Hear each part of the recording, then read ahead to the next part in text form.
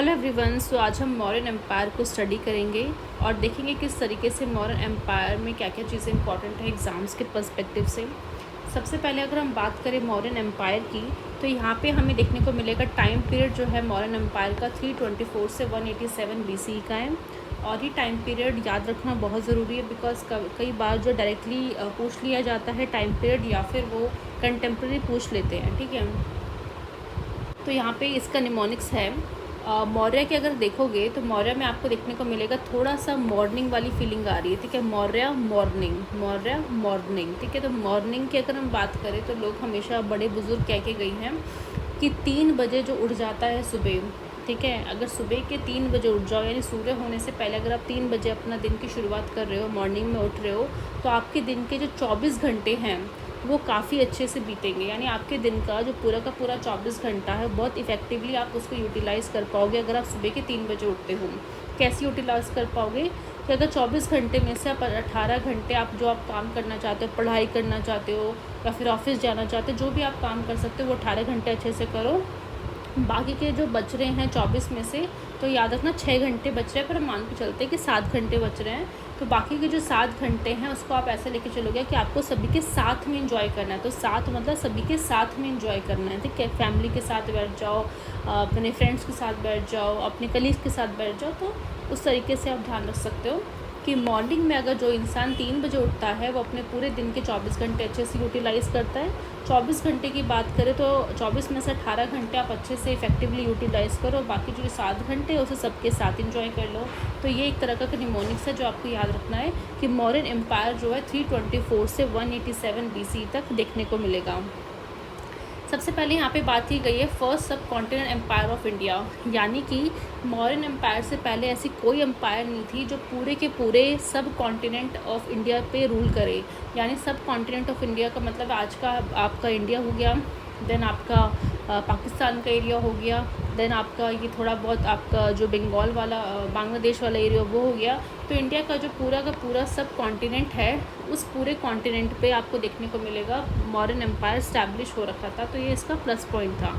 But main अगर हम regional span की बात करें, देखा जाए तो whole of the subcontinent में ये रूल कर रहा था। बट कुछ ऐसे स्टेट थे भारत के जो अभी भी जो है मौर्यन एम्पायर के अंदर नहीं आए थे, यानी पूरा का पूरा मौर्यन एम्पायर फिनिश हो गया बट वो राज्य जो थे अभी भी मौर्यन एम्पायर के कह सकते हैं शामिल नहीं हुए थे। कौन कौन सा राज्य था अगर आप इस मैप में देख पा रहे होंगे तो यहाँ पे आपका नॉर्थ ईस्ट वाला इलाका हो गया, और नीचे का जो साउथ है यानी जो तमिलनाडु और जो केरला वाला जो टिप है एकदम हमारे जो आप मैप देखोगे तो मैप में जो नीचे का टिप है, एक तरफ आपको ईस्ट की तरफ तमिलनाडु दिखेगा, वेस्ट की तरफ केरला दिखेगा, और यहाँ पे नॉर्थ ईस्ट हो गया। ये जो है मौर्यन एम्पायर का पार्ट नहीं बना था। अब इसको याद रखने के लिए आप ऐसे कर सकते हो कि साउथ के जो रीजन्स थे ना, नॉर्थ वाले वहाँ पे कभी नहीं आ पाएंगे, ना ही मौर्यन आ पाएंगे। गुप्ता के टाइम पे हम देखेंगे गुप्ता भी नहीं आ पाएंगे। यानी साउथ का जो राज्य थे वो वहाँ पे साउथ के ही जो राजा वगैरह होंगे, चाहे चोला हो, चेरा हो, पांड्याज हो, यही हमेशा रूल करते हुए नजर आएंगे। यानी किसी भी नॉर्दर्न किंगडम की इतनी हिम्मत नहीं थी कि वो साउथ में आके रूल कर पाए कि वो मतलब कहते हैं ना कावेरी नदी या फिर नर्मदा नदी को पार करके नीचे आ ही नहीं पाते थे। इस तरीके से डोमिनेंस था सदर्न किंगडम्स का। ठीक है, और नॉर्थ ईस्ट को याद रखने का तरीका ये है कि नॉर्थ ईस्ट में सब लोग चिंकी विंकी से दिखते थे। तो याद कर सकते हो कि बेसिकली कि वहाँ की भाषा समझना ही बहुत मुश्किल था बेसिकली सभी के लिए। तो इसलिए वो नॉर्थ ईस्ट में भी जो है जो मॉर्यंस थे वो नहीं समझ पाते थे कि वो लोग क्या बोल रहे थे। नॉर्थ ईस्ट में ज़्यादा वो अपनी एम्पायर को एक्सटेंड नहीं कर पाए, यानी उनका एक्सटेंशन सिर्फ और सिर्फ इतने पोर्शन में आप देख सकते हो मैप में इतना ही था।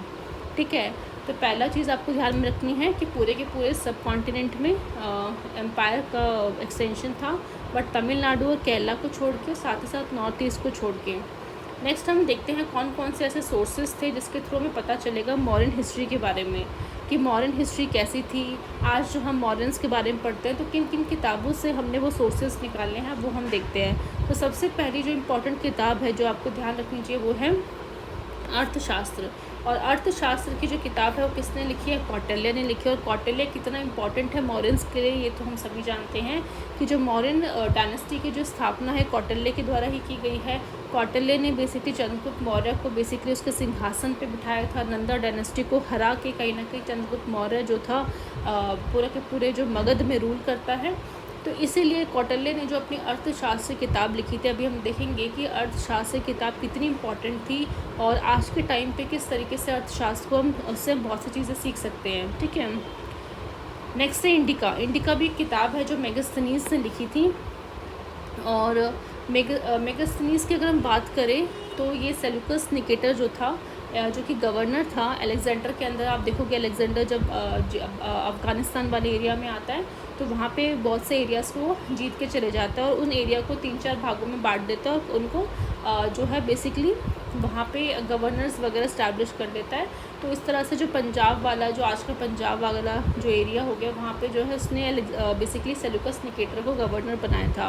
और सेल्यूकस निकेटर कहीं ना कहीं उसकी नज़र इंडिया में थी कि भाई इंडिया में किस तरीके से जो एम्पायर इतना अच्छा ग्रो कर रही है। तो उसने क्या करा था, मेगास्थनीज को मौर्यन एम्पायर में भेजा कि जाओ तुम मेरे एम्बेसडर बन के जाओ और देखो किस तरीके से वहाँ पे चल रहा है, किस तरह से उनकी सोसाइटी रन कर रही है, पॉलिटिकल सिस्टम वहाँ का कैसा है, उनकी मिलिट्री कितनी स्ट्रांग है, उनकी आर्मी का स्ट्रक्चर कैसा है, वुमेंस किस तरह से रहती है, वहाँ का सोसाइटल वेलफेयर किस तरीके से होता है। तो ये सब चीज़ें देखने के लिए मेगास्थनीज को भेजा और मेगास्थनीज जब आते हैं तो काफ़ी चीज़ें अपनी किताब में लिखेंगे और उनकी किताब का नाम क्या होगा, इंडिका।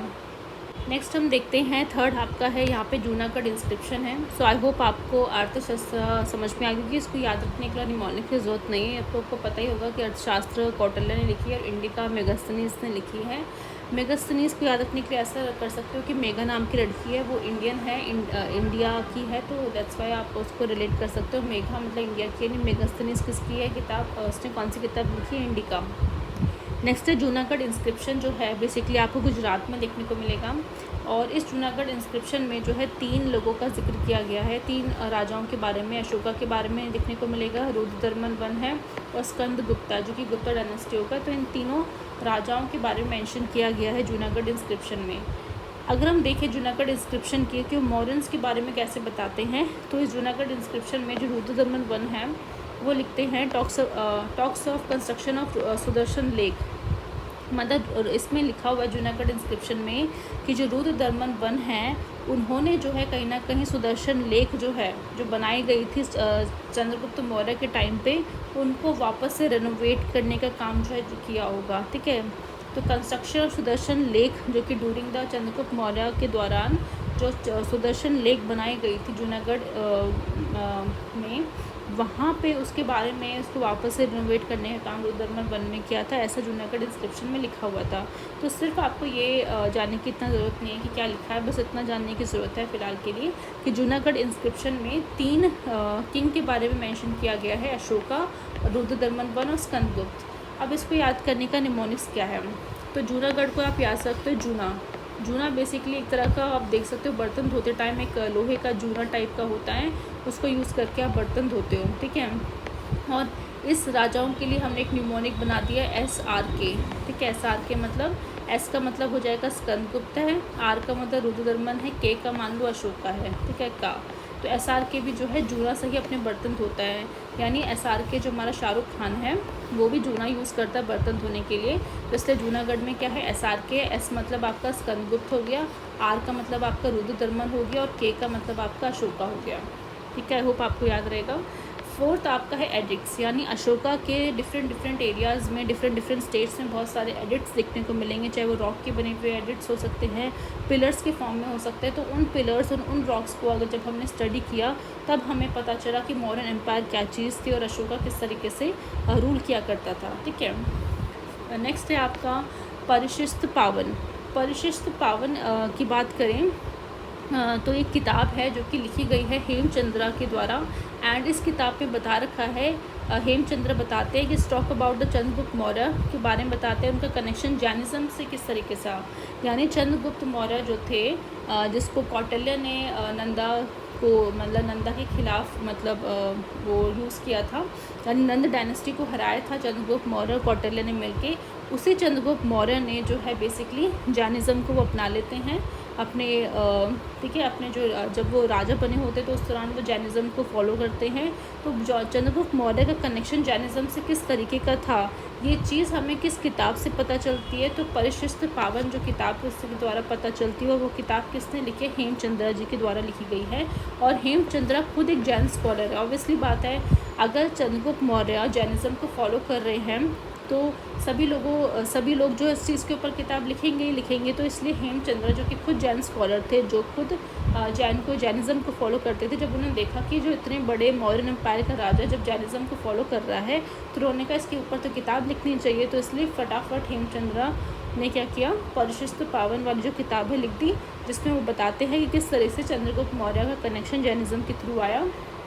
ठीक है, तो यहाँ पे आपको ये पता चल गया है।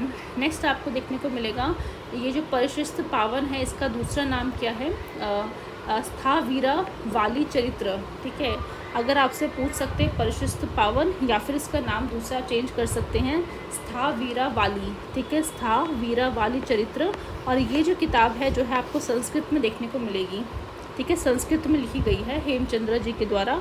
और परिशिष्ट पावन का नाम परिशिष्ट पावन अगर लिखा होगा तो आपको डायरेक्टली समझ में आ जाएगा, अदरवाइज स्थावीरा वाली चरित्र लिखा होगा तो अभी समझ जाना कि किताब हेमचंद्र के द्वारा लिखी हुई है और चंद्रगुप्त के बारे में बताती है। अब मेन यहाँ पे आपको ये जानना है कि ये किताब को कैसे हम लिंक करें हेमचंद्र के द्वारा। ठीक है, तो ऐसा करते हैं, मान लो परी नाम की एक लड़की है। ठीक है, उसके बहुत अच्छे शिष्टाचार हैं। ठीक है, बहुत मतलब शिष्टाचार वाली लड़की है, हमेशा पाँव वाँव छूती है। तो हमेशा कहती हे माँ, अपनी माँ को देखते हमेशा कहती हे माँ आप आ गए, तो फिर अपनी शिष्टाचार दिखाते हो, उनके पाँव वाँव छूने लग जाती है। तो इस तरीके से आप रख सकते हो कि परी, उसके अंदर शिष्टता है किस तरह से शिष्टता है कि वो अपनी माँ को देख के बोलती है हे माँ आप आ गए, तो वो अपने माँ के पाँव छूने लग जाती है। ठीक है, तो याद रखना परिशिष्ट पावन बाय हेमचंद्र के द्वारा लिखी गई है। नेक्स्ट आपको देखने को मिलेगा मुद्रा राक्षसा। ये भी एक किताब है जो कि विशाखा दत्त के द्वारा लिखी गई है एंड इसमें बताया गया है। और देखो सबसे खास बात ये है कि किताब विशाखा दत्त के द्वारा लिखी गई है, बट किसके टाइम पे, कौन से टाइम पे लिखी गई है, तो याद रखो गुप्ता पीरियड। सोचो मॉडर्न एम्पायर कब आया था और उसके कितने साल बाद जो है गुप्ता पीरियड आया था। जो गुप्ता पीरियड में रहने वाला एक पर्सन जो कि विशाखा दत्ता है, वो अपने साल से यानी अपनी पीरियड से कई सालों पहले की जो कहानी है उसके ऊपर किताब लिख रहे हैं। फॉर एग्ज़ाम्पल आज हम 21st सेंचुरी में हैं, मान लो मुझे पता है मॉडर्न्स के बारे में, आज तो मुझे मॉडर्न्स के बारे में इन सब चीज़ों के बारे में पता है, बट मान लेते हैं मैं एक ऐसी किताब लिखूँ मॉडर्न्स के बारे में कि अशोक जो था ऐसा ऐसा था वैसा था, और आज से कई साल बाद ये किताब लोगों को मिला, लोग सोचेंगे अरे बाप रे, एक लड़की थी 21 सेंचुरी में, उसको इतने साल पुरानी बातों के ऊपर उसने किताब लिख दी, तो बहुत आश्चर्यचकित होगा ये। बट आज तो ये चीज़ मुश्किल नहीं है बिकॉज इंटरनेट है, सारी नॉलेज हमारे पास है। बट सोचो उस टाइम पे कितना डिफ़िकल्ट होगा एक ऐसा पर्सन जो कि गुप्ता पीरियड से बिलोंग करता है, उसको इतने साल पहले की कोई भी बातें या फिर कोई भी इंसिडेंट वगैरह याद रहे होंगे कि उसने उस पर किताबें लिख दी। ठीक है, तो याद रखना विशाखा दत्ता जो थे गुप्ता पीरियड से बिलोंग करते थे और उन्होंने बताया है चाणक्य के क्लेवरनेस के बारे में कि चाणक्य कितना चालाक था, चाणक्य नीति कितनी ज़्यादा चालाक थी कि उसने किस तरीके से धनानंद को टॉपल किया, किस तरीके से उसने चंद्रगुप्त मौर्य को बिठाया और किस तरीके से वो ब्यूरोक्रेसी चलाते थे, किस तरह से वो फॉरेन रिलेशंस को डेवलप करते थे, उनकी जो नीति थी अर्थशास्त्र वो किस तरीके से थी। तो ये सब चीज़ें कहीं ना कहीं विशाखा दत्ता को उस टाइम पे पता थी, जबकि उस टाइम पे कोई इंटरनेट की सुविधा भी नहीं थी, कोई टीवी टेलीविज़न भी नहीं था कि उनको उसके थ्रू पता चल रही होती। तो मतलब इट्स वेरी डिफ़िकल्ट कि ये चीज़ें उनको उस समय पता हो, और एक ही ज़रिया पता होने का वो है जनरेशन टू जनरेशन, यानी चाणक्य की जो बातें थी, चाणक्य के जो काम थे, generation to generation pass on हुए होंगे। एंड फाइनली जो गुप्ता पीरियड में जो विशाखा दत्ता होगा उसको भी अपने दादा परदादाओं से उसके बारे में पता चला होगा एंड उसने जो है इस पर्टिकुलर पीरियड में गुप्ता पीरियड में अपने जो है किताब लिखी थी मुद्रा राक्षसा। एंड उस चीज़ में उन्होंने चाणक्य के बारे में बताया कि किस तरीके से चाणक्य काफ़ी ज़्यादा क्लेवर थे। ठीक है, और ये मुद्रा राक्षसा इसलिए लिखा जाता है बिकॉज मुद्रा क्या होती है, एक तरह की वो होती है, जैसे मान लो कोई अंगूठी है, आपने उसमें मुद्रा पहनी हुई है, मतलब एक तरह का सिंबल कुछ ऐसे पहना है, जैसे हर एक राजा का एक सिंबल होता है, जैसे कि मान लो उसकी अंगूठी में कुछ ऐसा चिन्ह वगैरह बना हुआ है कि वो जहाँ पे भी जाएगा उस पर जो है चिन्ह लगा के चले जाएगा। तो इस तरीके से बताता है कि जो चाणक्य थे उन्होंने कई बार क्या हुआ कि धनानंद के जो बेसिकली टाइम पे जो कुछ एक बेसिकली धनानंद के टाइम पे जो उनके कोर्ट में एक मंत्री हुआ करता था, उसका नाम राक्षस नाम था। ठीक है, और उसने एक बार वो मुद्रा पहनी हुई थी, अंगूठी पहनी हुई थी, तो चाणक्य ने क्या किया, चालाकी से उस राक्षस के हाथ से मुद्रा निकाली और कुछ इंपॉर्टेंट जो ऑफिशियल्स पेपर होते थे, रॉयल पेपर होते थे, उसमें स्टैंप लगा दी उसके नाम पे कि भाई उस पर्सन ने लगाई है। तो इस तरह का चालाकी वाला काम जो चाणक्य ने किया होगा, तो बेसिकली अच्छे काम के लिए किया होगा। बट ये जो किताब का जो टाइटल उन्होंने रखा है मुद्रा राक्षस, तो ये इस कहानी पे बेस्ड है। तो मुद्रा मतलब एक अंगूठी है जिसमें एक नग वगैरह इस तरह से है, जो कि एक तरह का सिंबल शो करता है उस पर्टिकुलर डायनेस्टी का। मतलब एक तरह का कह सकते हैं ना, वो है, मतलब मार्क है, एक तरह का चिन्ह है। और राक्षस कौन है, पर्सन है, ठीक है। तो यहाँ पे आपको याद रखना कि विशाखा दत्ता ने मुद्रा राक्षस को लिखी हुई है। तो आप ऐसा कर सकते हो कि एक राक्षस है, वो मुद्रा लेके भाग रहा है और भागकर वो कहाँ चले गया, एक शाखा में बैठ गया। शाखा जैसे पेड़ की जो शाखाएं होती है ना, तो वहाँ पे बैठ गया। तो एक राक्षस, मान लो कोई भूत या राक्षस है, वो क्या हो, उसने एक मुद्रा चुराई और शाखा में जाके बैठ गया। तो इस तरह से आप रिलेट कर सकते हैं निमोनिक्स के थ्रू कि मुद्रा राक्षस किसने लिखी है, विशाखा दत्ता ने। सो नेक्स्ट हमारा है यहाँ पे दशकुमारा चरित्र, जो कि बाय डंडिन के द्वारा लिखी है। डंडिन, DANDIN, डंडिन। और ये संस्कृत स्कॉलर है जिन्होंने किताब लिखी है। तो उसको याद करने का तरीका ये है कि 10 कुमार हैं। कुमार मतलब मान लो जैसे राजकुमार होते हैं ना, वैसे तो 10 राजकुमार हैं या फिर 10 कुमार हैं।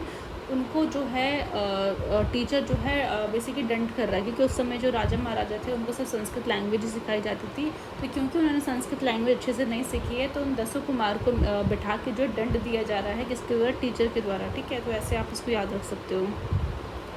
नेक्स्ट है यहाँ पे आपका कादम्बिनी। कादम्बिरी जो है बाना भट्ट के द्वारा लिखी हुई है। तो मान लेते हैं कादम्बिरी नाम की कोई लड़की है, उसे बनाना बहुत पसंद है, वो भी भट्ट साहब का, यानी जो भट्ट है, आलिया भट्ट है, मान लो उसको बनाना, उनके यहाँ के जो फील्ड की बनाना है वो बहुत पसंद है किसको, कादम्बिनी को। तो ऐसे याद रख सकते हो, कादम्बिनी जो किताब है किसने लिखी है, बाना भट्ट ने। कादम्बिनी को बनाना पसंद है भट्ट साहब का। अब हम देखते हैं नेक्स्ट है बुद्धिज़्म ट्रिनिटी टेक्स्ट, यानी बुद्धा के, जैसे वैसे हम बुद्धिज़्म के ट्रिनिटी टेक्स्ट बुक जो देखते वो थे आपको सुत पिटाका, बाकी अभिधम पिटाका है, ठीक है। इसके अलावा एक और पढ़ा वो था आपका, बट इसके अलावा भी कहते हैं इससे पहले भी जो है किताबें हुआ करती थी बुद्धिज़्म से रिलेटेड, तो उसे ट्रिनिटी टेक्स्ट बोला करते थे। पहला है महावंसा, जो एम जो होता है उसको एन की तरह प्रोनाउंस करते हैं, जिसे वहाँ महावंसा बोलते हैं।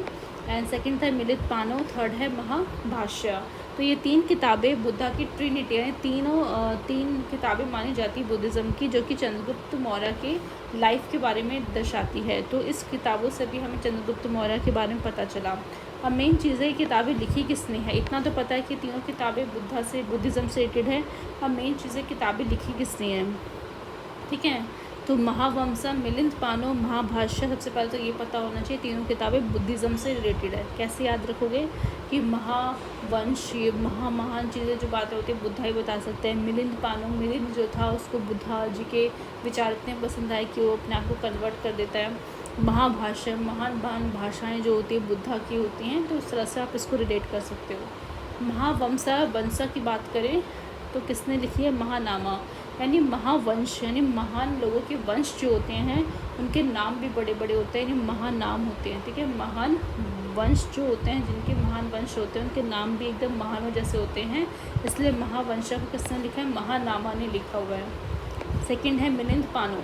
मिलिंद पानो को किताब किसने लिखी है, नागसेना। तो मिलिंद जो है मिलने आ रहा है किसे, एक बहुत बड़ी सेना से मिलने आ रहा है, वो भी किसकी सेना है, ऐसी वैसी सेना नहीं, नागों की सेना है। तो मिलिंद जो है मिलने जा रहा है सेना से, जो कि किसकी सेना है, नागों की सेना है।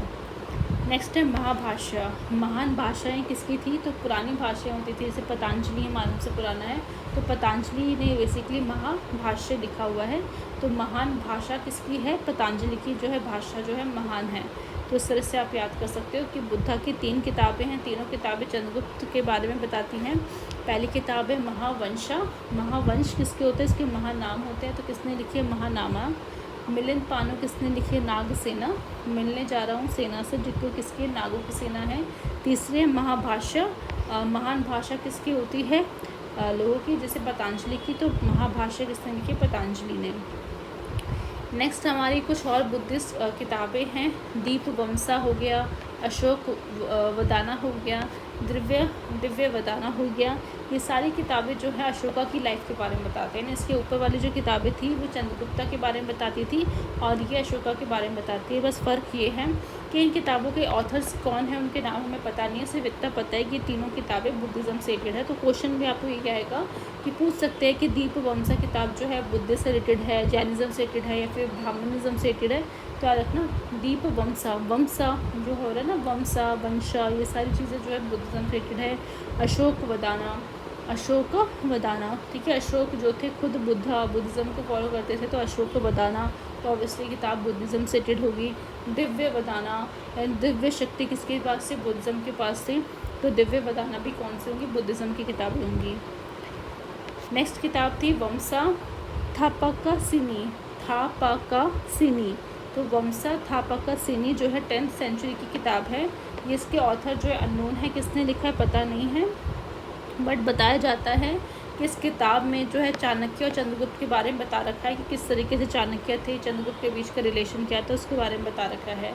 और इस किताब में बता रखा है कि बुद्धा को, कि उन्होंने अपने माँ का नाम जो है धर्मा बताया, ठीक है। बुद्धा ने यहाँ पे अपनी माँ का नाम धर्मा बताया था कि मेरी जो माँ है वो धर्म है, ठीक है। धर्म को उतना ज़्यादा तवज्जो देते थे वो ना, इसलिए तो बुद्धा ने अपनी माँ को यहाँ पे इस किताब में वामसा थापाकासिनी इस किताब में मतलब जिस भी ऑथर ने लिखा होगा उसने बताया कि बुद्धा ने बताया था उनको कभी कि उनके माँ का नाम धर्मा है, ठीक है।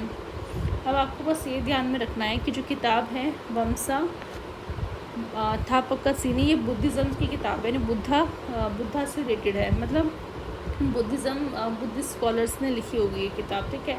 तो वही है महावंसा हो या दीपवंसा हो या फिर वंसा थापाकासिनी हो, वंसा जहाँ पे मेंशन होगा वो समझ जाना बुद्धिस्ट किताब होगी, ठीक है।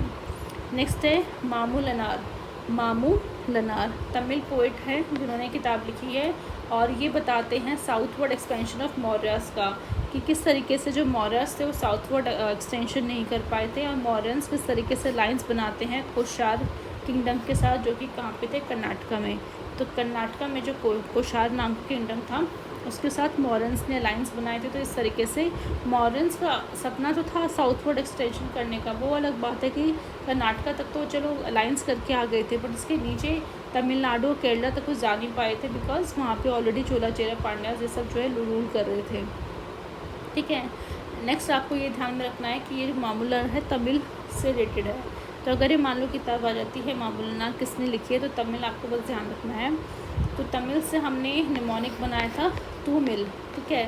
तो बोल रहा है मामू तू मिल, ठीक है। मामू जैसे होता है ना मामा, तो वो बोल रहे हैं मामू चल तू मिल, हम यहाँ पे चलेंगे, ठीक है। मामू तू मिल, तो मामू लनार साहब समझ जाओगे, तू मिल मतलब तमिल की किताब है ये, ठीक है। तो ये 12 किताबें हमने देख ली हैं, एक बार इसको फिर से देख लेते हैं। अर्थशास्त्र कौटिल्य ने लिखी है, ठीक है। इंडिका मेगास्थनीज ने लिखी है, मेघा यानी इंडिया से बिलोंग करती हैं। जूनागढ़ इंस्क्रिप्शन 3 से रिलेटेड है, ठीक है। कौन कौन से हैं, स्कंदगुप्त है, रुद्रदमन में अशोका है, यानी जो SRK है वो जूने से ही बर्तन धोता है। SRK, S मतलब स्कंदगुप्त है, R मतलब रुद्रदमन है, K का मतलब अशोका है। एडिक्ट हमें पता ही है अशोका के द्वारा ही लगवाई गई थी। परिशिष्ट पावन किसने लिखे, हेमचंद्र ने, यानी परी के अंदर बहुत ही शिष्टता है, वो हे माँ करके जब भी अपनी माँ के पास जाती है उनकी पाँव छूती हैं। और मेन चीज़ क्या याद रखना कि जो हेमचंद्र वो जैन स्कॉलर थे, यानी जो हमारी परी है वो जैन है, जैन धर्म को फॉलो करती है, जैन की तरह वो एकदम चींटी मच्छर को मारना पसंद नहीं करते। जब इतने छोटे छोटे मच्छर चींटी को भी नहीं मारते तो आप सोच सकते हो उसके विचार एकदम जैन वाले ही होंगे, ठीक है। एंड इसकी दूसरी किताब स्थावीरावारी चरित्र है जो कि संस्कृत में लिखी गई है, ठीक है। मुद्रा राक्षस हमने देखा विशाखा दत्ता ने लिखी हुई है कि जो राक्षस जो है मुद्रा लेकर शाखा में चले गया। दशा कुमार चरित्र दंडिन ने लिखी हुई है, ये 10 कुमार को संस्कृत ना याद करने पर दंड दिया जा रहा है। कादम्बिनी को लिखा गया है बाण भट्ट के द्वारा, यानी कादम्बिनी को बनाना पसंद है भट्ट साहब के। नेक्स्ट है बुद्धिज़्म ट्रिनिटी टेक्स्ट, 3 किताबें हैं, महावंसा, मिलिंद पानो और महाभाष्य। महावंसा किसने लिखे, महान जिनके महानाम होते हैं, महानामा।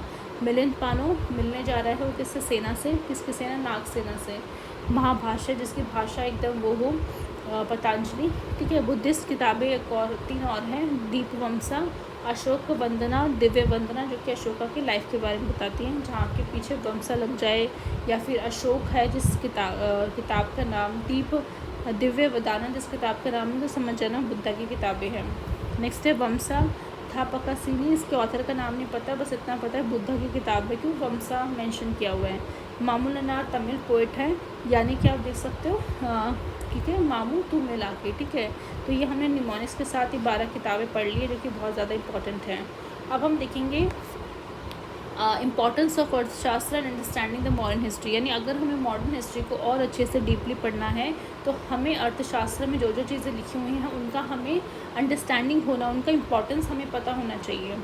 तो हम स्टार्ट करते हैं अर्थशास्त्र को। तो अर्थशास्त्र का मतलब जो होता है साइंस ऑफ मटीरियल वेलबींग, यानी जो मटेरियलिस्टिक चीज़ें हैं जो हम अपने आसपास देखते हैं, माया, ठीक है, तो उसका पीछे का क्या साइंस है, मटीरियल वेलबींग के पीछे का क्या साइंस है, उसके बारे में कौटिल्य ने काफ़ी चीज़ें जो है अर्थशास्त्र के अंदर लिखी हुई हैं। According to Kautilya, material wellbeing is superior है टू बोथ धर्मा यानी स्पिरिचुअल वेलबींग के, and karma that is sensual pleasure. जैसे कि आज के टाइम पे आप जिन भी गुरुओं को फॉलो करते हैं वो हमेशा यही बोलेंगे कि मटीरियल चीज़ों की तरफ ज़्यादा मत बढ़ो, अपनी डिज़ायर जो है उनकी तरफ मत रखो, कि मटीरियल चीज़ ऐसी है ना, वो आज है कल नहीं रहेंगी, बट जो चीज़ आपके साथ ताउम्र रहेगी, जो आपको मोक्ष की प्राप्ति करवाएंगी, वही है कि आपको स्पिरिचुअलिटी को फॉलो करना है, धर्म के सहारे चलना है, और अपने कर्म पे फोकस करना है। जितना अच्छा आपका कर्म होगा उतना अच्छा आपको मोक्ष की प्राप्ति होगी, उतनी जल्दी आपको मोक्ष की प्राप्ति की जाएगी, ठीक है। बट कौटिल्य क्योंकि एक नॉर्मल इंसान थे, वो एक तरह का पॉलिटिकल सिचुएशन के हिसाब से लिखा करते थे। उनके लिए राजा का स्पिरिचुअल पाथ पे चलना उतना इम्पॉर्टेंट नहीं था, उनके लिए राजा का अपना कर्म फॉलो करना उतना इम्पॉर्टेंट नहीं था जितना मटीरियल वेलबींग का फॉलो करना था। बिकॉज कहीं ना कहीं कौटिल्य जानते थे कि जिस पीरियड में वो हैं, अभी हमने देखा 324 से लेके बेसिकली 1807 BC तक ये मौर्यन एम्पायर चलता है, और जिस टाइम पे धनानंद बेसिकली रूल कर रहा था, और जिस टाइम पे उनका जो शासन था, लोग जितने ज़्यादा परेशान थे धनानंद के रूल से, नंदा डायनेस्टी से, तो ये चीज़ कौटिल्य अच्छे समझ गया था कि अगर हमें इस चीज़ों को हटाना है, अगर हमें नंदा डायनेस्टी को हटाना है, तो हमें बहुत ज़्यादा पावरफुल बनना पड़ेगा। और पावरफुल हम तभी बन सकते हैं जब हमारे पास मटीरियल वेलबींग हो, जब हमारे पास आर्मी अच्छी हो, हमारे पास खूब सारे पैसे हों, हमारे पास इतने अच्छे लोग हों जो स्पाई कर सके, जो कहीं ना कहीं धनानंद से लड़ सके। तो इसीलिए उन्होंने इस कंटेक्स्ट में जो है किताबें लिखी हैं कि अगर आपको रूल करना है, अगर आपको लीडर बनना है, अगर आपको राज्य करना है, तो आपको मटीरियल वेलबींग पे ज़्यादा फोकस देना ही पड़ेगा। आप एकदम बुद्धा की तरह वहाँ पे बैठे नहीं रह सकते कि भाई सब कुछ हो जाएगा, भगवान ही सब कुछ करके दे देगा, भगवान ही है जो राज्य को बचा लेगा, भगवान ही है जो मेरी जनता को सुरक्षित करेगा। तो ऐसा बिल्कुल नहीं है।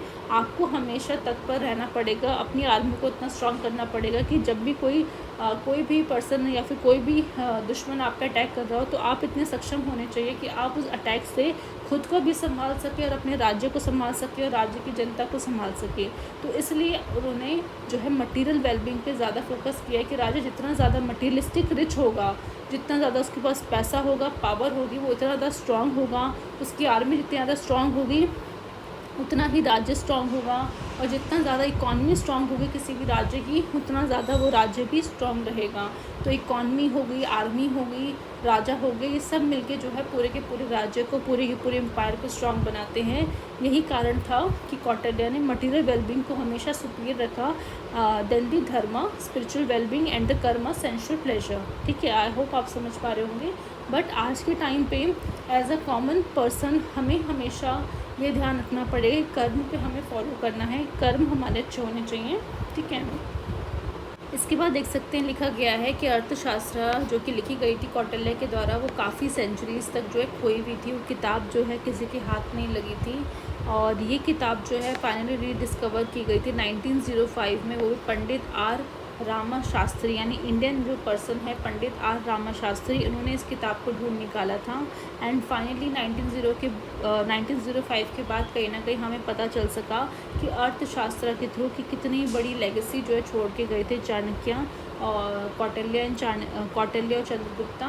एंड इन एम्पायर के थ्रू हम समझ में आया कि जो ब्रिटिशर्स थे, जो हमें बोलते थे अनसिविलाइज्ड पॉपुलेशन है, हमें कुछ नहीं पता, ब्रिटिशर्स ही हैं जो वाइट पॉपुलेशन के हैं, उनको ही सब कुछ पता है। तो इन हिस्ट्री से हमें पता चला कि कितना ग्लोरियस पास्ट रहा है इंडिया का, ठीक है। तो ये फैक्ट आपको पता होना चाहिए कि पंडित आर रामशास्त्री ने 1905 में ये जो कौटिल्य की जो किताब है अर्थशास्त्र, उसको रीडिस्कवर किया है, ठीक है।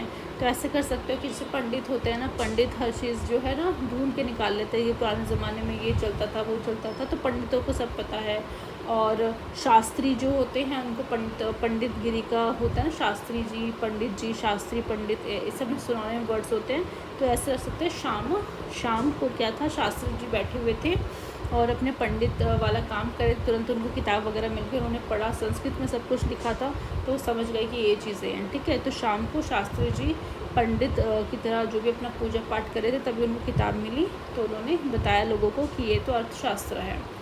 नेक्स्ट है आइडियाज़ ऑफ कौटिल्य की अगर हम बात करें, वो कम्प्लीटली प्रैक्टिकल हैं, यानी हम ये नहीं कह सकते कि कौटिल्य ने जो जो किताबें में लिखा है वो बहुत आइडियल सिचुएशन है, ऐसा हो ही नहीं सकता है, ये राजा ऐसा कर ही नहीं सकता, मतलब ऐसी आइडियलिस्टिक बातें नहीं लिखी हुई थी। जो भी बातें कौटिल्य ने अर्थशास्त्र में लिखी है वो सारी की सारी बात प्रैक्टिकल है, यानी प्रैक्टिकली आप इसको परफॉर्म कर सकते हो अपनी डेली लाइफ में, कोई भी राजा जो है इसको परफॉर्म कर सकता है। और अनसेंटिमेंटल थी, कोई सेंटिमेंटल नहीं थी कि भाई किसी का दुख दर्द यहाँ पे हो रहा है, कुछ नहीं, अनसेंटिमेंटल बातें यहाँ पे लिखी हुई थी। यानी वो ओपनली जो है कंट्रोवर्शियल टॉपिक्स पे भी लिख देते थे, यानी ऐसे टॉपिक्स जो समाज में कंट्रोवर्सी क्रिएट कर सकते हैं, जो उस टाइम पे भी लोगों को एकदम होता था ना कि यार ऐसे कैसे कोई इंसान बोल सकता है, जो वो बातें भी ये खुल के एकदम बोल लेते थे। फॉर एग्ज़ाम्पल असैसिनेशन, यानी अगर किसी को लग रहा है कि भाई ये बंदा मुझे आगे चल के मुझे मार सकता है, तो भाई उसका असैसिनेशन कर दो, ऐसा ये खुल के बोलते थे। दूसरा, अपने फैमिली मेम्बर्स को किल कर दो। ऑब्वियसली जो अच्छे मेंबर हैं उनको तो आप किल नहीं करोगे, बट ऐसे फैमिली मेम्बर, क्योंकि राजाओं के टाइम पे आपको पता है एक राजा मल्टीपल रानियों से शादी करता है, उनके मल्टीपल बच्चे होते हैं, तो एक बच्चा पावर पे बैठेगा तो बाकी बच्चे उससे लड़ेंगे। तो इस तरीके से अगर आपको राजा बनना है और आपको पता है कि आप योग्य हो इस राज्य को संभालने के लिए, और आपको राजा बनते कोई देख नहीं पा रहा है, आपके उसमें रोड़ा बन रहा है, तो उसको मार दो। तो ये खुल के ये चीज़ अपनी किताब में लिखते थे कि राजा अगर ये चीज़ करेगा तो उसको बिल्कुल भी गलत नहीं माना जाएगा, बिकॉज़ ये राजा का धर्म है, ये किंग का धर्म है कि वो इस तरीके से अपनी गद्दी में बैठने के लिए, पावर में रहने के लिए असैसिनेशन भी कर सकता है, अपनी फैमिली मेम्बर को मार सकता है। ये चीज़ कौटिल्य ने अपनी किताब अर्थशास्त्र में लिखी थी खुल के। नेक्स्ट है अर्थशास्त्र में लिखा जाता है कौटिल्य के द्वारा about the moral duty of the king, यानी किंग की कुछ मोरल ड्यूटी है, क्योंकि एज अ किंग आप बैठे हो उस पर्टिकुलर पोजीशन में, तो कुछ मोरल ड्यूटी है जो आपको परफॉर्म करनी है। एंड उन्होंने कौटिल्य ने स्ट्रेस दिया पैटर्नल डेस्पोटिज्म में। पैटर्नल डेस्पोटिज्म का मतलब होता है रूलर हैज़ टोटल कंट्रोल, यानी एक राजा जो होता है उसके पास पूरा कंट्रोल होता है अपने राज्य का, उनकी राज्य में जो प्रजा है वो किस तरीके से काम करेंगी, कैसा काम करेंगी, कौन कौन से रूल्स एंड रेगुलेशंस को फॉलो करेंगी, किस तरीके से जो राजा बेसिकली बोल रहा है उसको उन नियमों को फॉलो किया जाएगा। तो वो सब चीज़ें कहीं ना कहीं उस पर स्ट्रेस दिया है कौटिल्य ने कि बहुत इंपॉर्टेंट है पैटर्नल डेस्पोटिज्म होना, यानी राजा का कंट्रोल होना अपनी जनता के ऊपर, बट नेगेटिव सेंस में नहीं, पॉजिटिव सेंस में, क्योंकि राजा का मेन धर्म क्या है, मोरल ड्यूटी, कि वो जनता के हित के लिए काम करे, वेलफेयर के काम करे, उनका नुकसान नहीं होना चाहिए, ठीक है। वही चीज़ वो आगे बोलते हैं कि हैप्पीनेस जो है सब्जेक्ट का is the happiness of the की, देयर वेलफेयर इज़ हिज, यानी कि राजा का जो खुशी है वो किस में बसी है, लोगों के वेलफेयरिज्म में। राजा की कोई खुद की कोई खुशी नहीं है, यानी आज के टाइम पे आप जब पढ़ते हो डिफरेंट किंग्स के बारे में कि मुग़ल टाइम पे कुछ ऐसे राजा होते थे, या फिर कोई ऐसा राजा होता था वो राजा बनते ही अपने शौक़ पूरे करने लग जाता था, कुछ दरबार में किसी को नाचने के लिए बोल रहा है, एकदम दारू पी के एकदम अंधाधुंध पड़ा हुआ है, तो ऐसे राजा नहीं बनना है, क्योंकि आप अपनी खुशियों के लिए काम करो। अगर आपको राजगद्दी मिली हुई है तो उसका सदुपयोग करना है आपको, और लोगों के वेलफेयर के लिए काम करना है, और लोगों की जो खुशी है उसमें राजा की खुशी होती है। ये चीज़ यहाँ पे कौटिल्य ने बोली है। इसके अलावा बोलते हैं कि किंग का जो खुद का प्लेजर होता है, that is a Kings own pleasure is not his good but the pleasure of his subject is his good, यानी कि किंग की खुद की कोई खुशी नहीं होती, जनता की खुशी ही जो होती है वही किंग के लिए सबसे बड़ा धर्म होता है। वही किंग का सबसे बड़ी मोरल ड्यूटी है कि वो जनता की खुशी के लिए काम करे, जनता के वेलफेयर के लिए काम करे। उसके लिए उसे जनता को कंट्रोल भी करना पड़े तो वो कंट्रोल करना सही माना जाएगा, ठीक है। और यही चीज़ यहाँ पे बता रही कि जैसे मैंने आपको बताया था कि अलेक्जेंडर जो थे जो है जब जीत के गए थे तो उन्होंने अपने जो एरियाज़ थे अफ़गानिस्तान वगैरह वाले जो एरिया था उनको उसमें बेसिकली 4 पार्ट्स में बांट दिया था। जैसे मान लो ये एरिया है, किसी को नॉर्थ वाला पार्ट दे दिया, किसी को ईस्ट वाला, किसी को वेस्ट वाला, किसी को साउथ वाला। तो ये जो ईस्ट वाला इलाका था वो सेल्यूकस निकेटर को दिया गया था। और ये जो बेसिकली जो प्रोविंस होते हैं उसको अलेक्जेंडर किस नाम से बुलाता था, क्षत्रप, कि ये वेस्टर्न क्षत्रप है, ये ईस्टर्न क्षत्रप है, ये नदर्न क्षत्रप है, ये सदर्न क्षत्रप है। तो ईस्टर्न क्षत्रप वाला जो एरिया था वो गवर्नर के लिए सेल्यूकस निकेटर को दिया गया था। तो ये इन्फॉर्मेशन यहाँ पे बता रखी है, ठीक है। तो ये एक्स्ट्रा इन्फॉर्मेशन है। तो ये चीज़ हमने यहाँ पे देख ली मौर्य में किस तरीके से अर्थशास्त्र का क्या रोल रहा है। और बाकी चीज़ें हम और भी डिटेल में अर्थशास्त्र जैसे जैसे आते रहेगा वैसे वैसे हम पढ़ते रहेंगे।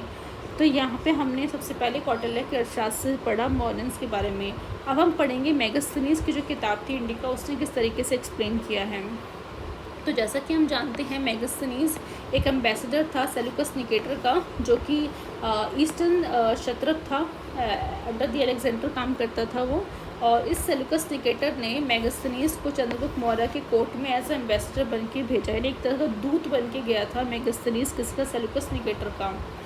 इस किताब में जो है देख सकते हैं this book has not survive, यानी अगेन क्योंकि इतने साल पुरानी किताब है, जब अर्थशास्त्र नहीं मतलब बेसिकली अच्छे से हमें मिल पाई है, कुछ चीज़ें अभी भी मिसिंग है, उस तरह से इंडिका किताब जो है वो भी सर्वाइव नहीं कर पाई। उसके कुछ फ्रेगमेंट्स जो है कहीं ना कहीं हमें मिले हुए हैं और उनके जो फ्रेगमेंट्स हैं हमें प्रिजर्व्ड मिले इन द बुक्स ऑफ, यानी जैसे मान लो भले हमें इंडिका के बारे में ज़्यादा कुछ नहीं पता चला क्योंकि उसके कुछ पेजेस मिसिंग है बीच में से, बट इंडिका को जिसने भी उस टाइम पे पढ़ा होगा, मान लो किसी राइटर ने पढ़ा होगा, उसको बहुत अच्छा लगा होगा, तो उसने भी जब कोई राइटिंग अपनी किताब लिखी है तो उसने उसका जिक्र भी ज़रूर किया होगा कि यार मैंने ना इंडिका बुक पढ़ी थी, एक मेगास्थनीज नाम का जो था पर्सन था उसने लिखी हुई थी, क्या लिखा है उसने इंडिया के बारे में, अच्छा इंडिया में ये होता है वो होता है। तो इस तरीके से हमें दूसरों की किताबों को पढ़ के पता चला कि मेगास्थनीज ने अपनी इंडिया किताब में ये चीज़ें लिखी होगी। तो वो कौन कौन से पर्सन थे, तो डियोडोरस नाम का कोई राइटर था, ऑथर था, प्लेनी था, एरियन था, इन सब की किताबों में हमें थोड़ा बहुत प्रेजेंस पता चला है मेगास्थनीज की जो इंडिका किताब है उसका। नेक्स्ट हम देखते हैं इंडिका के बारे में। इंडिका की जो किताब मेगास्थनीज ने लिखी है उसमें उसने इंडिया के सबसे पहले तो शेप के बारे में बताया, क्योंकि ऑब्वियसली जब वो इंडिया गया होगा तो उसने देखा होगा कि भाई इंडिया की शेप कुछ इस तरीके से है, इंडिया का साइज़ इतना बड़ा है, नॉर्थ से साउथ, ईस्ट से वेस्ट इस तरीके से फैला हुआ है, क्वाड्रिलेटरल शेप का है। नीचे वाला एरिया जब उसने डिफ़ाइन किया इंडिया के बारे में तो उसने बोला कि जो साउथ वाला पार्ट है ना वो 3 साइड से ओशन से घिरा हुआ है। ईस्ट में भी आपको ओशन देखने को मिलेगा जो कि ऑब्वियसली है बे ऑफ बंगाल है, वेस्ट में आपको देखने को मिलेगा आपका अरेबियन सी है और नीचे साउथ के साइड में आपका इंडियन ओशन है। तो ये चीज़ें जो है कहीं ना कहीं उसने डिस्क्राइब की इंडिया के बारे में। और लिखता है कि इंडिया के पास जो है बहुत सारे एलिफेंट्स भी हैं, हॉर्सेस भी हैं, मंकीज़ भी हैं। इसलिए जब अलेक्जेंडर जब बढ़ाई करने के लिए इंडिया में आ रहा था, इंडिया की तरफ आ रहा था, तो वहाँ के लोगों को पहले से पता था कि भाई ये जो नंद डायनेस्टी वगैरह है ना काफ़ी ख़तरनाक है, इनकी आर्मी में इनके जो राजा है उन्होंने अपनी आर्मी में से जो मंकीज़ को रख रखे हैं, तो कितना डिफ़िकल्ट है बंदरों को ट्रेन करना कि भाई ये जो सामने वाली सेना आ रही है ना ये आपकी एनिमी है, आपको उनको खाना है। सिमिलरली एलिफेंट इतने बड़े बड़े होते हैं, उनको प्रॉपरली फील्ड में लेके आना, बैटल फील्ड में उतारना और किस तरीके से वो दुश्मन को गिराएंगे, मारेंगे, उनको प्रॉपर ट्रेन करना। देखो हॉर्सेस को तो आप कमान लगा सकते हो बिकॉज वो दौड़ते हैं, पर एलिफेंट और मंकीज़ को ट्रेन कर पाना बहुत डिफ़िकल्ट है। बट ये लोग जो मेगास्थनीज थे वो जान के एकदम हताश थे कि कैसे ये लोग एलिफेंट, हॉर्सेस, मंकीज़ को ट्रेन करते होंगे। तो इस तरीके से लोगों के मन में छवि थी इंडिया के बारे में कि वाओ इंडिया कितना ही रिच है, not just culture wise but इतनी सारी चीज़ें वहाँ पे आपको देखने को मिलेगी। साथ ही साथ जो है मेगास्थनीज ने एडमिनिस्ट्रेशन के बारे में बताया कि मॉडर्न्स किस तरह से एडमिनिस्ट्रेशन चलाते हैं, वहाँ की सोसाइटी कैसी है, एंड फॉल्कलोर के बारे में बताया। फॉल्कलोर मतलब कल्चर के बारे में कि कैसा कल्चर फॉलो किया जाता है। वहाँ के लोग जो है कृष्ण की कहानियाँ सुनते हैं, कृष्ण एक अवतार थे, किस तरीके से उन्होंने कंस को मारा, राम की कहानियाँ सुनते हैं, राम और रामायण के बारे में बातचीत, तो ये सब चीज़ें थोड़ी बहुत उन्होंने मेंशन की थी। नेक्स्ट यहाँ पे बोला गया कि ग्रीक्स जो है रेफ़र करते हैं Indians worship of Lord Krishna. जैसा कि हम जानते हैं ग्रीक के लोग जब भी इंडिया में आए थे तो उन्होंने भी इस चीज़ को एडमिट किया कि सच में जो इंडियंस है वो कृष्ण की पूजा बहुत ज़्यादा करते हैं। और उन्होंने ग्रीक लोगों ने हमारे कृष्ण जी की जो भगवान जी है उन्होंने हरकुलस नाम के जो ग्रीक गॉड उससे कंपेयर कर दिया।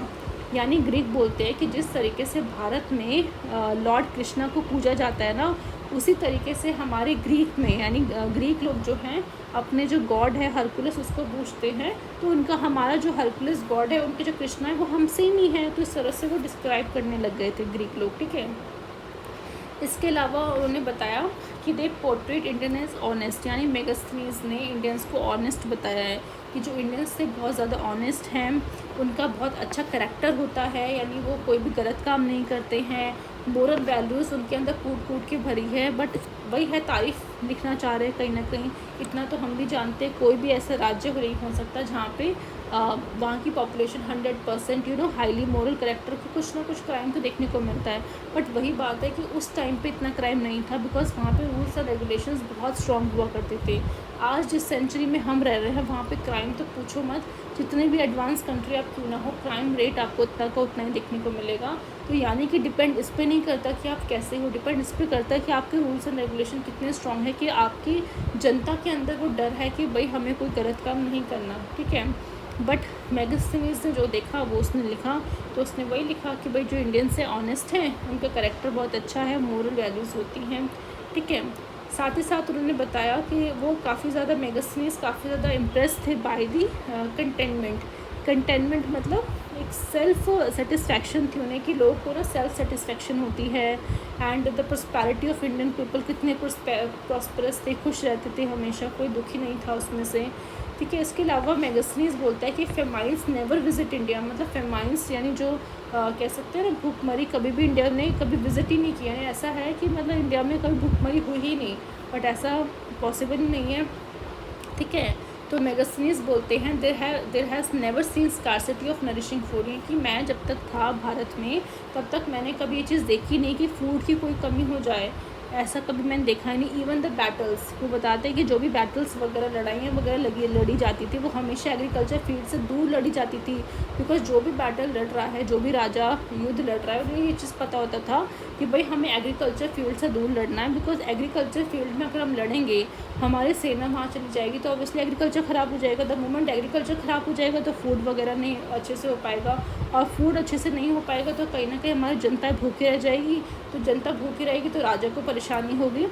तो राजा इतने ज़्यादा कह सकते दयालु थे, इतने ज़्यादा स्मार्ट थे, या फिर इतने अच्छे थे, काइंड पर्सन थे वो लोग, तो वो लोग इस बात का ध्यान रखते थे कि हमारी जो जनता है, हमारा जो राज्य है, वो कभी भी फमाइन वाली सिचुएशन में नहीं जाना चाहिए, वहाँ पे कभी भी फमाइन नहीं आना चाहिए। और फमाइन ना आए इससे बेटर क्या है कि आप एग्रीकल्चर पे फोकस करो।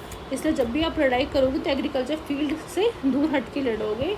एंड वो अलाउ करते थे फार्मर्स को कि भाई आप कल्टिवेशन करते रहो, भले ही थोड़े से दूर में लड़ाइयाँ चल रही हैं दो राजाओं के बीच में, बट उससे आपके एग्रीकल्चर को कुछ नुकसान नहीं होगा। तो फार्मर जो है आराम से बिना किसी टेंशन के अपने एग्रीकल्चर फील्ड में जाते थे, कल्टिवेशन वगैरह करते थे। इवन बैटल्स एंड वॉर्स जब भी मतलब इवन व्हेन जब battles and wars are ranking, यानी उनके आसपास बैटल्स और वॉर लड़ी जा रही है, बट फिर भी फार्मर्स एकदम निश्चिंत है कि भाई उस बैटल और वॉर से हमारा तो कुछ नुकसान नहीं होने वाला, तो हम सिर्फ एग्रीकल्चर पे फोकस करेंगे। तो ये सारी की सारी जो कहानी है सिर्फ और सिर्फ मेगास्थनीज की किताब से हमें पता चली है, बट ये पूरी तरह से सच नहीं है, ठीक है। वो हम आगे जाके देखेंगे क्यों। इसके अलावा आपको देखने को मिलेगा कि मेगास्थनीज ने दो इम्पॉर्टेंट एस्पेक्ट बताए थे इंडियन सोसाइटी के बारे में। पहला एस्पेक्ट ये बताया कि इंडियन सोसाइटी जो एंडोगैमी है, यानी ही मतलब पहले से भी हम ये जानते हैं क्योंकि ब्राह्मण्स ने ये चीज़ बोला हुआ था कि इंसान जो है अपने ही कुल में शादी करेगा, इंटर रिलीजन नहीं होना चाहिए। उस समय तो मतलब वर्ण सिस्टम थे कि ब्राह्मण क्षत्रिय से शादी नहीं कर सकता, क्षत्रिय शूद्र से शादी नहीं कर सकता। अगर ब्राह्मण्स को शादी करनी होगी तो अपने ही कुल में करेगा, ब्राह्मण्स नहीं करेगा। अगर कोई क्षत्रिय है तो क्षत्रिय कुल में ही शादी करेगा, कोई वैश्य है तो वैश्य कुल में करेगा, कोई शूद्र है तो शूद्र कुल में। तो इस तरह से एंडोगैमी काफ़ी ज़्यादा सोसाइटी में चलती थी। ये चीज़ मेगास्थनीज ने भी नोटिस करी और लिखी। और हेरिडिटरी ऑक्यूपेशन था, यानी कोई भी जॉब जो थी हेरिडिटरी थी। अगर मान लो कोई सेनापति है तो मान के चलो कि उसका बेटा भी सेनापति बनेगा, उसका बेटा भी सेनापति बनेगा। ज़्यादातर ऑक्यूपेशन वहाँ पे लोगों के पास यही थी, हेरिडिटरी पोस्ट थी, यानी मैरिटो सिस्टम नहीं था कि भाई जो मैरिटोक्रेसी है उसके बेस पे जो है जॉब मिल रही हो। बट आगे चल के हमें ये देखने को मिलेगा कि ये बिल्कुल सच नहीं है, बिकॉज जब चाणक्य थे उन्होंने मेरिटोक्रेसी पे फोकस किया है, यानी जो योग्य है, जिसने पर्टिकुलर टेस्ट पास कर दिया उसको जॉब मिल जाएगी, वो बेसिकली जो है इस पर्टिकुलर जॉब के लिए योग्य कहलाया जाएगा। हेरिडिटरी सिस्टम इतना ज़्यादा प्रेवलेंट नहीं था मॉडर्न्स के टाइम पे, ठीक है। बट मेगास्थनीज ने भाई जो देखा होगा वो चीज़ उसने लिख दिया है, ठीक है। तो ये सारी चीज़ें थी जो हमने पढ़ी मेगास्थनीज के बारे में। बट कुछ फॉल्ट भी था मेगास्थनीज की बातों में। पहला, मिस्टेक इन डिटेल्स हैं, जो भी डिटेल्स उन्होंने बताई उसमें काफ़ी सारी मिस्टेक्स थी। पहला, he mention existence of the 7 caste in India, मतलब वो बताते कि भारत में 7 कास्ट एग्जिस्ट करती थी, जबकि ऐसा पॉसिबल ही नहीं था। हम तो हमेशा से यही पढ़ते हुए आ रहे हैं ना वैदिक टाइम से कि भाई 4 वर्णा सिस्टम एग्जिस्ट करते हैं, ब्राह्मण है, क्षत्रिय है, वैश्य है, शूद्र है। बट उन्होंने पता नहीं क्यों 7 कास्ट मेंशन कर दिया। तो 7 कास्ट का जो उन्होंने डाटा दे दिया ना, वो डाटा कहीं ना कहीं गलत होता है, जिसकी वजह से हम कह सकते हैं उनकी डिटेल में यहाँ पे मिस्टेक हुआ है। और उन्होंने हमारे जो इंडिया में जो 7 कास्ट है उसको सिमिलर बता दिए इजिप्शियन सोसाइटी से, कि जो इजिप्शियन सोसाइटी है वो भी 7 कास्ट में डिवाइडेड है, और सिमिलरली इंडिया में भी 7 कास्ट है, जबकि सबसे बड़ा फॉल्ट था ये उनकी किताब का। दूसरा, उन्होंने बताया है uncritical acceptance of Indian folklore, कि मतलब कि क्यों लोग एक्सेप्ट कर लेते हैं, इसके पीछे का क्या लॉजिक है, कुछ ऐसा कुछ बताया नहीं है, ठीक है। थर्ड, उन्होंने बताया tendency of idealise Indian culture by standards of Greek philosophy, यानी ग्रीक फिलॉसफी के जो स्टैंडर्ड्स है उसकी बेसिस पे जो है इंडियन कल्चर को आइडलाइज किया जाता है, ऐसा वो बोलने लगे। फोर्थ है स्ट्रैबो, नाम का कोई पर्सन है, वो कहता है कि Indians were ignorant of writing and smelting. Strabo मान लो कोई राइटर होगा, उसके हिसाब से वो कहते थे कि जो इंडियंस हैं उनको कोई नॉलेज ही नहीं है राइटिंग के बारे में, कि राइटिंग कैसे करी जाती है, किस पे लिखा जाता है, कोई नॉलेज ही नहीं है। ना ही उनको स्मेल्टिंग का कोई नॉलेज है, स्मेल्टिंग मतलब जो मेटल्स वगैरह कैसे बनाए जाते हैं, लॉयस कैसे बनाए जाते हैं, कोई नॉलेज ही नहीं है उनको, ठीक है। They did not drink wine, even Strabo का मानना था कि इंडियंस कभी भी वाइन पीते नहीं हैं एक्सेप्ट एट सेक्रीफाइस, यानी जो सेक्रीफाइस वगैरह होगा, जहाँ पे बलि दि जाएगी, तो कुछ ऐसा ओकेजन होगा तभी वाइन वो पीते थे, अदरवाइज़ उनका कभी डेली शौक रहा नहीं है वाइन पीने का। ऑब्वियसली वाइन वाला कल्चर देखो वेस्टर्न से आया है, और वेस्टर्न में ठंड बहुत होती है, तो अपने आप को गर्म रखने के लिए बहुत दिन भर ही वाइन्स पीते रहते थे।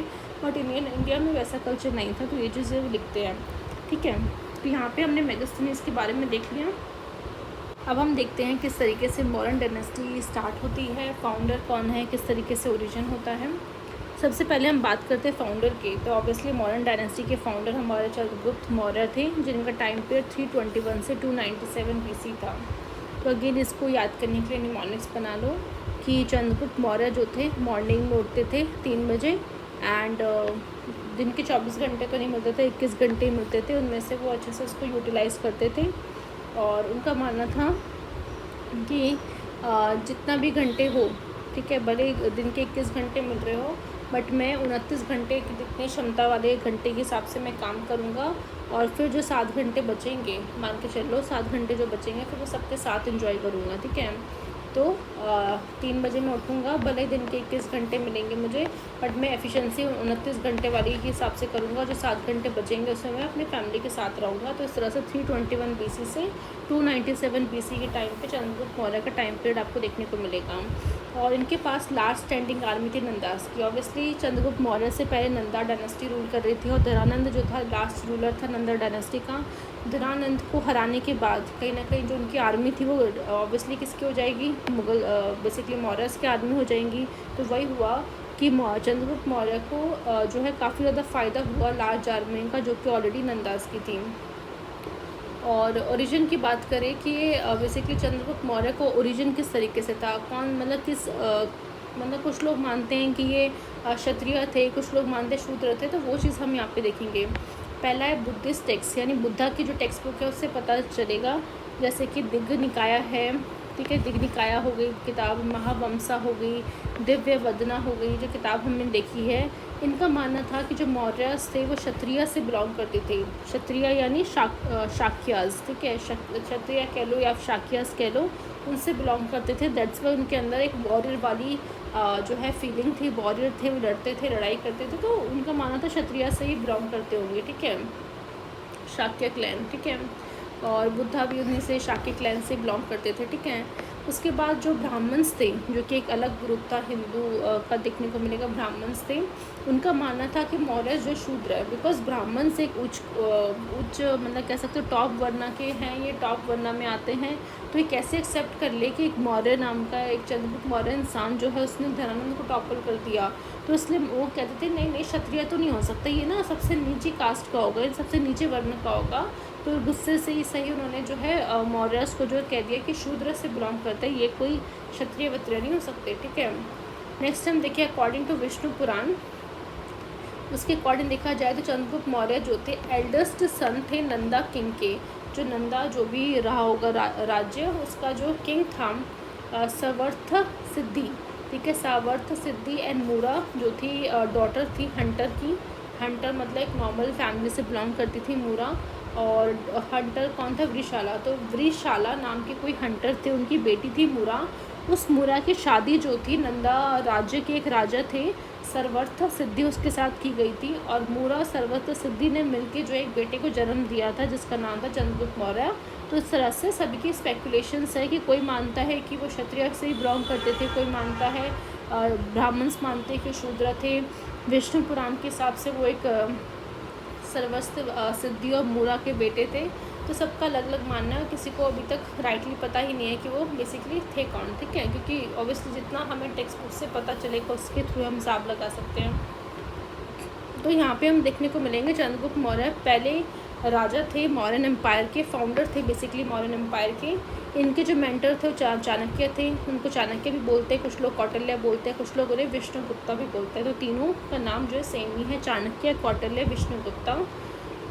चंद्रगुप्त मौर्य ने जो है सबसे पहले अपना एम्पायर को स्टैब्लिश किया था पंजाब वाले एरिया में, देन उसके बाद वो मगध गए थे। हुआ ये था, इसके पीछे की स्टोरी ये है कि जो आपका ये देख सकते हो, ये मैप है इंडिया का, ये बीच वाला पार्ट मान लेते हैं मगध है, जहाँ पे नंदा डायनेस्टी रूल कर रही थी, और ये आपका पंजाब वाला एरिया है, ठीक है। तो हुआ ये था कि जब चंद्रगुप्त मौर्य और चाणक्य ने मिल के धनानंद के जो ये जो महल है वहाँ पे अटैक करने की कोशिश की, तो धनानंद ने बहुत आसानी से, क्योंकि उसके पास बहुत बड़ी आर्मी थी, तो उसने आसानी से क्या करा, इनकी जो एक कोशिश थी महल को गिराने की या फिर धनानंद को मारने की, फेल हो गई थी। तो इस तरीके से जो उन्होंने अपनी आर्मी को, यानी फिर धनानंद ने अपनी आर्मी को इन दोनों के पीछे भेज दिया कि जाओ चाणक्य और चंद्रगुप्त को पकड़ के लेके आओ, कि ऐसे कैसे ये लोग जो हैं बेसिकली जो है हमारे महल पे यानी मगध पे अटैक कर सकते हैं। तो इस तरह से भागते भागते वो लोग एक छोटे से कुटिया में जाते हैं, वहाँ पे एक माँ होती है और एक बच्चा होता है। माँ जो होती है बच्चे को खाना देती है एक थाली में, ठीक है, उस थाली में ना चावल रखा होता है और दाल रखी होती है। तो बेटा क्या करता है, खाने लग जाता है, जैसे वो खाता है तो उसका हाथ जल जाता है। तो उसकी माँ कहती है कि बेटा ये गलती मत करना, जो गलती चाणक्य ने और चंद्रगुप्ता ने करी थी। उन्होंने गलती ये करी थी कि उन्होंने बीच वाला, यानी जो बीच वाला चीज़ होती है वो बहुत ज़्यादा गर्म होता है, तो हमेशा पेरीफेरी यानी जो कोने का जो चीज़ होता है ना वहाँ से शुरुआत करनी चाहिए, बिकॉज वहाँ पे चीज़ें जो है ठंडी होती है और बीच में चीज़ें गर्म होती है। तो फिर धनानंद को चंद्रगुप्त को और चाणक्य को समझ में आया कि हमने भी बहुत बड़ी गलती की कि डायरेक्टली हमने उसके महल पर अटैक कर लिया, हमें जो है पेरीफेरी से शुरू करना चाहिए था, धीरे धीरे ये हिस्सा कब जाते फिर ये वाला हिस्सा कब जाते। और जिस तरीके से मगध का आप देखोगे, जो मैप में मगध का जो एरिया है वहाँ तक पहुँचने के लिए आपको बहुत इम्पॉर्टेंट था कि उसके आसपास का एरिया जो है कंट्रोल में हो सके। इसलिए फिर जो है चंद्रगुप्त को, चाणक्य को दिमाग का, उन्होंने सबसे पहले जो पंजाब वाला एरिया है वो अपने अंडर लिया। फिर धीरे धीरे वो आगे बढ़ते गए और धीरे धीरे एक टाइम आ गया जहाँ पे उन्होंने धनानंद को उसकी गद्दी से हटा दिया और उसके महल पे कब्जा कर लिया। तो इस तरीके से आप कह सकते हो, स्टोरी से हमें पता चला कि सबसे पहले उन्होंने पंजाब वाले एरिया को अपने हाथों में लिया और इस तरीके से वो ईस्ट तक जाते जाते फिर मगध को कंट्रोल कर लेंगे। चंद्रगुप्त मौर्य को जो है सेंडोकोटस भी कहा जाता था ग्रीक के द्वारा, यानी जो ग्रीक लोग थे उन्होंने उनका नाम सेंडोकोटस रख दिया था। सेंड्रो, मान लो सेंड्रो की बनियान पहनता होगा चंद्रगुप्त, इसलिए उन्होंने सेंडोकोटस रख दिया। माना जाता है कि चंद्रगुप्त जो अलेक्जेंडर से भी मिला था during his invasion of India, यानी जब अलेक्जेंडर जब इंडिया में इन्वेजन करने आया था अराउंड 327 से 326 BC के टाइम पे, तो उस टाइम पे जो अलेक्जेंडर चंद्रगुप्त का आमना सामना भी हुआ था। कुछ लोग मानते हैं कि चाणक्य ने जानबूझ के जो है चंद्रगुप्त को अलेक्जेंडर की आर्मी में रखा था, ताकि अलेक्जेंडर जो कि ग्रेटेस्ट लीडर माना जाता है, ग्रेटेस्ट वॉरियर माना जाता है, ताकि उससे चंद्रगुप्त काफ़ी ज़्यादा सीख सके, उसकी आर्मी में रह के टेक्टिक सीख सके, कैसे कैसे लड़ाई की जाती है। तो ये बेसिकली चाणक्य ने किया था। तो सबके अलग अलग स्टोरीज़ हैं, ठीक है। इसके अलावा देखते हैं कि जो अलेक्जेंडर है, जैसे कि हम जानते हैं सेल्यूकस निकेटर को गवर्नर बना देता है। तो इस तरीके से सेल्यूकस निकेटर और चंद्रगुप्त का भी एक बैटल होता है, और सेल्यूकस निकेटर जनरल होता है अलेक्जेंडर का। और इस पर्टिकुलर बैटल में, क्योंकि सेल्यूकस निकेटर को तो पता ही नहीं था कि चंद्रगुप्त के पास धरानंद की आर्मी, और धरानंद की आर्मी में जैसे कि हम जानते हैं बहुत सारे एलिफेंट्स थे, हॉर्सेस थे, ठीक है, मॉन्कीज़ वगैरह थे। तो इससे सेल्यूकस निकेटर को उसका भनक भी नहीं पड़ा। दैट्स व्हाई सेल्यूकस निकेटर जो है हार गया था। चंद्रगुप्त जो है जीत जाता है 301 में, जो है 301 BC में ये बैटल होती है। अब जो सेल्यूकस है, क्योंकि वो हार चुका है, तो कुछ एरियाज उसको सरेंडर करने पड़ेंगे। जैसा कि हम जानते हैं जब आप हार जाते हो तो पीस ट्रीटी वगैरह साइन करनी पड़ती, तो वही था। तो ऑफकोर्स जो आप देख सकते हो ये हमारा भारत है, ये पाकिस्तान है और ये अफ़गानिस्तान का एरिया है। तो पूरा का पूरा आप कह सकते हो साउथ ईस्ट वाला अफ़गानिस्तान, क्योंकि ये वाला एरिया जो था वो वहाँ का गवर्नर कौन था, सेल्यूकस निकेटर। तो क्योंकि सेल्यूकस निकेटर हार गया है, तो ये जो आप देख सकते हो पाकिस्तान का साउथ और बलूचिस्तान वाला एरिया हो गया, और ये अफ़गानिस्तान वाला एरिया हो गया, और इंडिया और अफ़गानिस्तान के बीच वाला एरिया हो गया। सारा का सारा एरिया जो था उसने चंद्रगुप्ता को मतलब दे दिया, ठीक है। अब जो साउथ ईस्ट वाला जो अफ़गानिस्तान है उसको वो लोग अराचोशिया बोलते थे, ठीक है, अराचोशिया। और जो बलूचिस्तान का साउथ वाला रीजन है उसे गेड्रोशिया बोलते थे, और इंडिया और अफ़गानिस्तान के बीच का जो एरिया है उसे पारा कोमी सदाई बोलते थे, ठीक है। तो ये आपको याद रखने की ज़रूरत है, बस ऊपर से ध्यान में रखना है। नेक्स्ट है सेल्यूकस निकेटर जो है, फिर वो मैगस्वी की वो हार चुका था, बट वो जानना चाहता था कि भाई मैं हार कैसे गया हूँ, मैं तो द ग्रेट अलेक्जेंडर का गवर्नर हूँ। तो वो चीज़ समझने के लिए वो अपने क्या है एम्बेसडर मैगस्थनीज को भेजता है चंद्रगुप्ता की कोर्ट में, जाता है, उसको बोलता है कि देख के आओ कि ऐसा क्या है चंद्रगुप्ता के पास जो हम उनसे हार गए, ठीक है। फिर वो जैसे कि हमने देखा है कि वो जाता है, देखता है कि आर्मी कितनी स्ट्रांग है, वेलफेयर किस तरह अच्छे से चल रहा है, सोसाइटी इतनी अच्छी है उनकी। तो ये सब चीज़ें वो फिर अपनी किताब में लिखता है। नेक्स्ट हम देखेंगे कि चंद्रगुप्ता ने अडॉप्ट की थी जैनिज़्म, ठीक है, और जैनिज़्म को चंद्रगुप्त ने अडॉप्ट करता है। और उसके बाद आपको देखने को मिलेगा फिर चंद्रगुप्ता जो है श्रवणा बेलगुड़ा जो होता है मैसूर में है, कर्नाटका में, वहाँ चले जाता है भद्रबाहु के साथ, और वहाँ पे जाके वो एक न्यू ब्रांच जो होती है जैनिज़्म की वो शुरू करते हैं। वो आपको पूरा जैनिज़्म के टॉपिक में अच्छे से देखने को मिलेगा, ठीक है। बस अभी के लिए आपको याद रखना है कि चंद्रगुप्त ने एट द एंड जो है जैनिज़्म को फॉलो करना शुरू कर दिया था, और वो भद्रबाहु के साथ जो है श्रवण बेलगुड़ा मैसूर कर्नाटका में चले गए थे। And at the end of their life, जब उनका लाइफ के अंतिम समय में आपको देखने को मिलेगा, क्योंकि वो जैनिज़्म को फॉलो कर देते हो, जैनिज़्म में क्या होता है मोक्ष की प्राप्ति आप कैसे कर सकते हो, आपको सल्ले खाना करना पड़ेगा। तो वही हुआ, चंद्रगुप्ता ने भी सल्ले खाना किया, that is death by slow starvation, यानी धीरे धीरे उन्होंने खाना पीना सब कुछ त्याग दिया, और इस तरीके से उनकी डेथ हो गई थी, ठीक है। बट उन्हें कोई मार नहीं पाए, इस तरीके से चाणक्य ने उनको स्ट्रॉन्ग बना के रखा हुआ था, ठीक है। एंड इसके बाद देखने को मिलेगा बिंदुसार आएंगे एंड बाकी के किंग्स आएंगे, ठीक है। अब हम देखेंगे बिंदुसारा के बारे में। बिंदुसारा जो था उनका टाइम पीरियड देखने को मिलेगा 297 से 273 BC है। एंड इसको याद करने का तरीका ये है, बिंदुसारा कहता है हम दोनों पूरे नाइट जो है साथ में थे। हम दोनों मतलब कौन, वो अपने पापा को कह रहा है कि चंद्रगुप्ता और मैं बिंदुसार, हम दोनों जो है नाइट में 9 मतलब नाइट, हम नाइट में साथ थे मतलब 7, ठीक है। किसी को बता रहा है कि हम दोनों जो है बाप बेटे नाइट में साथ में थे। तो दूसरा इंसान कहता है क्या तुम दोनों साथ में थे, तो बोलता है हाँ। तो इसमें 13 क्या जाता है, 13 मतलब 3, ठीक है। तो उसमें 13 क्या जाता है, तो इतना टेंशन क्यों ले रहा है, ठीक है। तो ये चीज़ आपको ध्यान रखना कि बिंदुसार कहता है कि हम दोनों बाप बेटा नाइट में साथ थे, क्या तुम दोनों साथ थे, तो इसमें 13 क्या जाता है, ठीक है। तो 297 से 273 BC आपको देखने को मिलेगा, इसका टाइम पीरियड है। अब बिंदुसारा को 2 अलग नाम से जाना जाता था। अगर ग्रीक्स के हिसाब से देखें तो उसको ग्रीक जो थे उनको अमित्रोचैटस बोलते थे। अमित्रोचैट्स यानी डिस्ट्रॉयर ऑफ फोइस, फोइस का मतलब होता है एनिमी, यानी एक ऐसा राजा जो अपने अपने दुश्मनों को भी मार देता था। यानी कि अमित्रो मतलब अमित्र, यानी जो उसका मित्र नहीं है। अमित्रों का मतलब है मतलब नहीं है क्या, मित्र। तो जो बिंदुसार का मित्र नहीं है तो उसको वो क्या करता था, उसको मार देता था। क्यों? क्योंकि तू मेरा मित्र नहीं है तो क्या होगा, अब तो मेरा दुश्मन होगा। और दुश्मन को ज़्यादा देर टिके रहना मतलब खुले छोड़ना एकदम बेवकूफ़ी वाली बात है। तो वही बिंदुसार इसी पॉलिसी को अपनाता था क्योंकि जो मेरा मित्र नहीं है उसको मैं डिस्ट्रॉय कर दूँगा, मार दूँगा। तो ये चीज़ ग्रीक उसको, इसलिए ग्रीक उसको अमित्रो चैट्स बोलते थे। और वही महाभाष्य में, यानी जो बुद्धिज़्म है उसमें उसको बोला जाता है अमित्र घाट। अमित्र घाट मतलब वही जो मित्र नहीं है उसको घाट पहुंचा देता था। ठीक है, यानी किलर ऑफ एनिमीज़, अपनी एनिमीज़ को ही मार देता था। ये चीज़ किसने बताई है? महाभाष्य ने। महाभाष्य किसने लिखी थी? भाषा से याद रखना, पतंजलि ने। ठीक है, यानी काफ़ी इस पर्टिकुलर टाइटल से ये शो करता है कि बिंदुसार जो थे काफ़ी ज़्यादा रूथलेस किंग थे, यानी बहुत ही ज़्यादा एग्रेसिव थे। वो कुछ भी आए गुस्सा एकदम मार देते थे। ठीक है, और बुद्धिस्ट सोर्स के हिसाब से देखा जाए बिंदुसार मतलब बुद्धिस्ट सोर्स जो है काफ़ी ज़्यादा साइलेंट है बिंदुसार के ऊपर। यानी बुद्धिस्ट की ऐसी कोई भी किताबें, बहुत कम ही नाम की किताबें मिलेंगी जो बिंदुसार के बारे में बताती होंगी कि बिंदुसार क्या थे, कैसे उनका लाइफस्टाइल था, उनके टाइम पर सोसाइटी कैसी थी, किस तरह से एडमिनिस्ट्रेशन था। तो ऐसी बहुत ही कह सकते हैं बहुत ही ना के बराबर ऐसी कोई किताब है बुद्धिज़्म की जो बिंदुसार के बारे में बताए। ऐसा क्यों? इसलिए भी हो सकता है बिकॉज बिंदुसार ने कभी बुद्धिज़्म को फॉलो नहीं किया। इवन उनके जो पिताजी थे चंद्रगुप्त मौर्य, उन्होंने भी बुद्धिज़्म को फॉलो नहीं किया।